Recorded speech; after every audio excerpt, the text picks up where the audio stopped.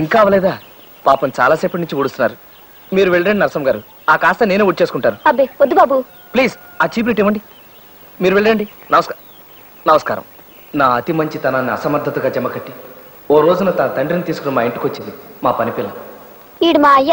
నమస్కారం అయ్య గారు. చూడు బాబు, నాకు అర్జెంటుగా 5,000 రూపాయలు కావాలా? అలాగా పాపం, ఏమిటో అంత అత్యవసరం? నా అవసరం ఏదైనా ఆ సొమ్ము నాకు ఇయ్యాల్సిన అవసరం నీకుంది. నేనివ్వాలా? అవును. అది రేపు పొద్దున 9 గంటలకల్లా నా చేతిలో పడాలా, లేకపోతే నీ నీటిలోకి ఈడుతా, నాన్న అలరి పెడతా. ఏదో ఓ 100 లోపు అయితే సర్దగలను గాని 5,000 రూపాయలు ఇప్పటికిప్పుడు కావాలంటే ఎక్కడి నుంచి తేగలని చెప్పండి. అదంతా నాకు తెలవదు.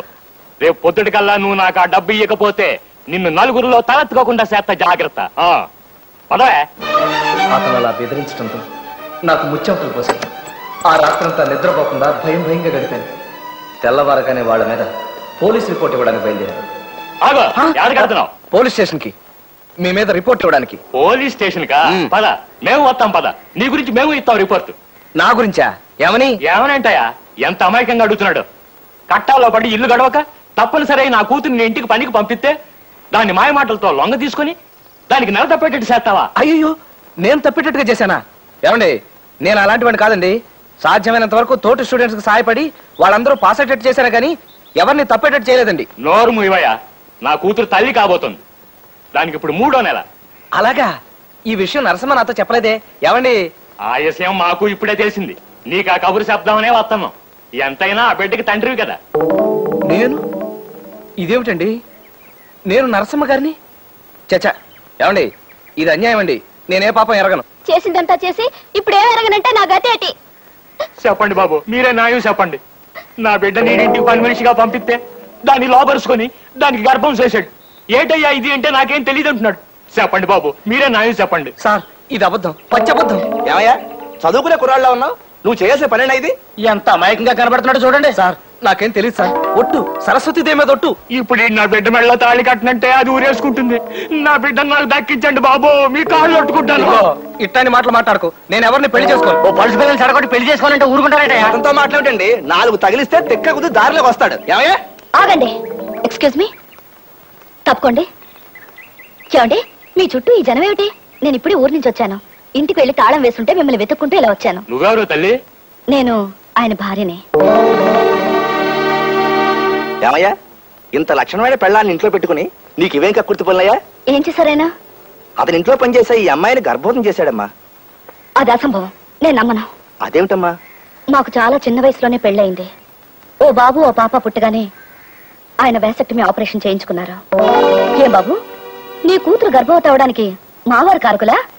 ఏ, ఇలా ఆయన బెదిరించి డబ్బు గుంజుదావనా? Police police! అబ్బే, పోలీసు వాళ్ళు ఎందుకు? పదవే. నువ్వు ఎవరిని చూసి ఎవరు అనుకున్నావు? మొదలు ఇష్టపడతానా? కొంపకు పది నీ పని చెప్తాను. పదా రండి. అయ్యా అయ్యా, ఓహో, ఇట్ట తీసుకెళ్ళిందా పిల్ల? అయినా ముక్కు మొదం తెలియనాడిని నడు రోడ్డు మీద పట్టుకుని నువ్వే నా మగుడు అనేయడం ఏంటండి అయ్యా? చాలా ఆశ్చర్యంగా ఉంది. ఇంతకీ ఎవరా అమ్మాయి? ఆ అమ్మాయి చేసిన పనికి, చెప్పిన అబద్ధానికి నాకు ఆశ్చర్యం వేసింది అప్పలస్వామి. అలా తను నన్ను కొంత దూరం తీసుకెళ్ళాక నాకు భయమే సాగిపోయాను. చాలా హెల్ప్ చేశారు. థ్యాంక్స్ అండి. నేను మీకు తెలియకపోయినా మీరు నా కాలేజీలో సీనియర్ గా బాగా తెలుసు. ఇందాక గొడవ చేసిన రాస్కెల్ నాకు తెలిసిన ఇంట్లో 1 నెల రోజుల క్రితం ఇలాగే గొడవ చేసి డబ్బు తీసుకెళ్లాడండి. ఆ బ్యాచ్ కి అదే వృత్తి. అందుకే వాళ్ళు మళ్ళీ మీ చుట్టూ వల పన్నుతుంటే చూస్తూ ఊరుకోలేకపోయాను. ఇంకో మార్గం ఏం తోచగా అంత అబద్ధం ఆడాల్సి వచ్చింది. ఇంకా నయం కదండి, ఆ కంగారులో మీకు మెదడు పనిచేసింది. నాకైతే బ్రెయిన్ ఆఫ్ అయిపోయిందండి. నా పేరు ఇక్ష్వాకుడని, నేను క్రీస్తుపూర్వం 620 సంవత్సరంలో మగధ సామ్రాజ్యానికి రాజునని, ఇంకా ఏమిటేమిటో అనిపించిందండి. ఈ పరిచయం సాకుగా మన స్నేహం పెరగాలని ప్రయత్నించకండి. నాకు అలాంటివి నచ్చవు. జరిగింది మర్చిపోండి. Good bye. తొలి పరిచయంలోనే నా భార్యను చెప్పడం వలన మరెందుచేతనో ఆ అమ్మాయి నన్ను ఆకట్టుకుంది. నా మనసంతా తనే నిండిపోయింది. ఆ అమ్మాయి పేరు లావణ్య. అవును, ఆ అమ్మాయి కొంతమంది ఆడపిల్లలు కలిసి ఓ ఇల్లు అద్దెకు తీసుకుంటున్నారు. I see. జాగ్రత్త గురు, ఆ అమ్మాయికి బావున్నాడు సుబ్బారావు అని. అతను ఆ ఇంట్లోనే ఉంటాడా? లేదు, బయట ఎక్కడో ఉంటూ ఉద్యోగం చేసుకుంటున్నాడు. కానీ అతను ఆ పిల్ల మీద ఏగైనా వాళ్ళనివుడు గురు. సుబ్బారావు కంటపడకుండా లావణ్య ఇల్లు ఎక్కడో తెలుసుకోవాలనుకున్నాను.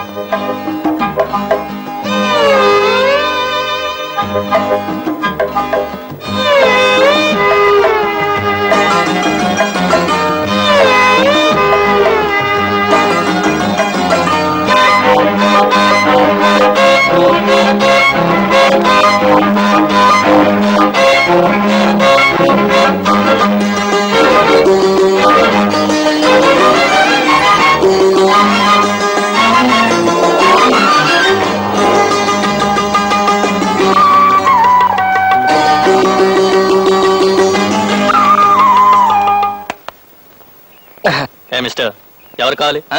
అది ఇక్కడ అద్దెకిచ్చే వాటా ఉందని ఎవరో చెబితేను. చూడు మిస్టర్, ఈ ఇంట్లో గాని, ఈ వీధిలో గాని, ఈ పేటలో గాని అద్దెకిచ్చే వాటాలేవీ లేవు. ఇది ఆడపిల్లలుండే ఇల్లు. ఇంకోసారి వీధిలో కనిపించావో జాగ్రత్త.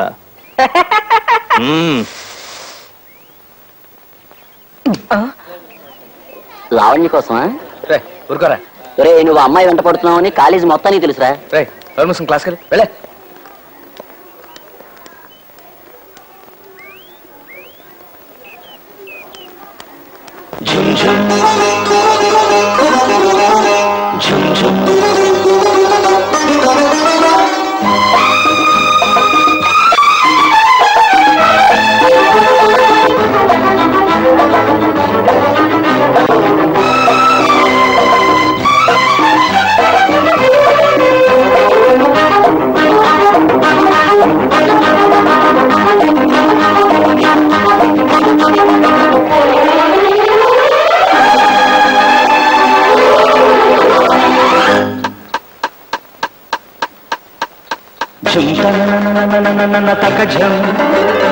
నిచ్చని నడకే మదగ జగమనం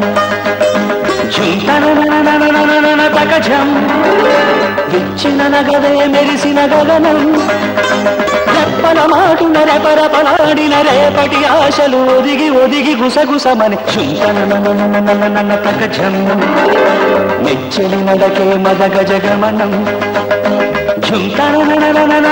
తకజం విచ్చిన నగదే మెరిసిన గగనం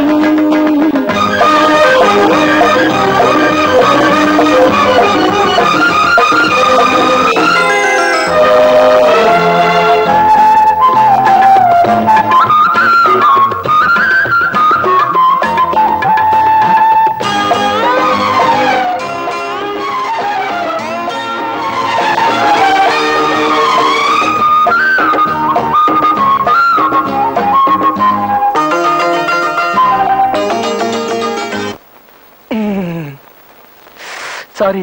చూపులోనే ఓ సుప్రభాతం తలపు తలుపు తీయగా చూపులోనే ఓ సుప్రభాతం తలపు తలుపు తీయగా ఓపలేని ఓ మౌన గీతం రాగం తీయగా నందనాల నవ పారిజాతం ఇలకే జారగా ఊహలు గీచిన బొమ్మకు ఊపిరి వచ్చిన వెచ్చని కలలు విరిసి కలిసెను జత తకజం నిచ్చని నడకే మదగ జగమనం తకజం విచ్చిన నగవే మెరిసిన గగనం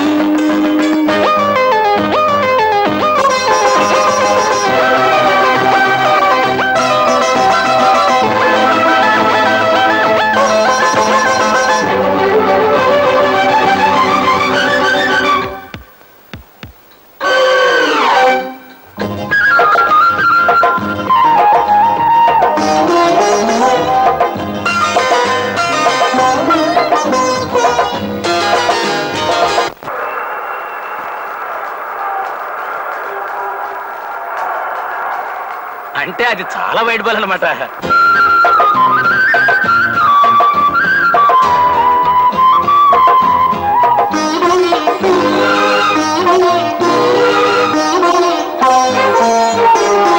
నీలి నీలి మేఘాల తేలి భూమికి దిగిన తారక నీలి నీలి మేఘాల తేలి భూమికి దిగిన తారక ఆలపించే అనురాగ వీణ పలికే గీతిక